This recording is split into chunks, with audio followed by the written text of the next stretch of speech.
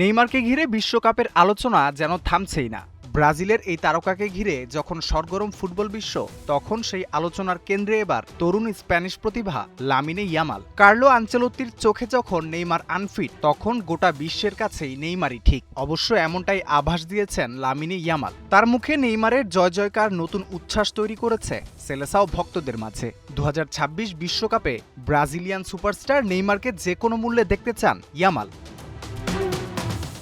সংবাদ সম্মেলনে ইয়ামাল স্পষ্টভাবেই বলেছেন, নেইমার তার শৈশবের সবচেয়ে বড় অনুপ্রেরণা। তরুণ এই তারকা আরও বলেন, নেইমার এমন একজন খেলোয়াড় যিনি আমার পুরো শৈশবকে প্রভাবিত করেছেন। তিনি আমার আইডল। ফুটবলে তার অবদানের জন্য আমি সবসময় কৃতজ্ঞ থাকব।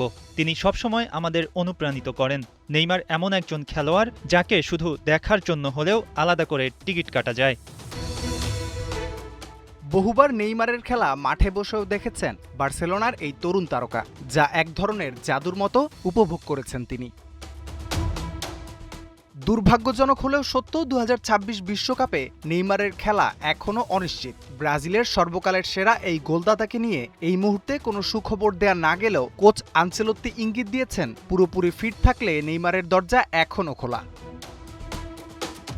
অন্যদিকে ইনজুরি কাটিয়ে ক্লাব ফুটবলে ফিরেছেন নেইমার। চেষ্টা করছেন নিজের ফিটনেস ধরে রেখে সেরা ছন্দে ফেরার। আনচেলত্তির মন জয় করে আবারও বিশ্বমঞ্চে জাদু দেখাতে পারবেন নেইমার? এই প্রশ্নটা এখন না হয় নেইমার ভক্তদের কাছেই থাকলো। রাফিউল ইসলাম রাতুল, ৭১।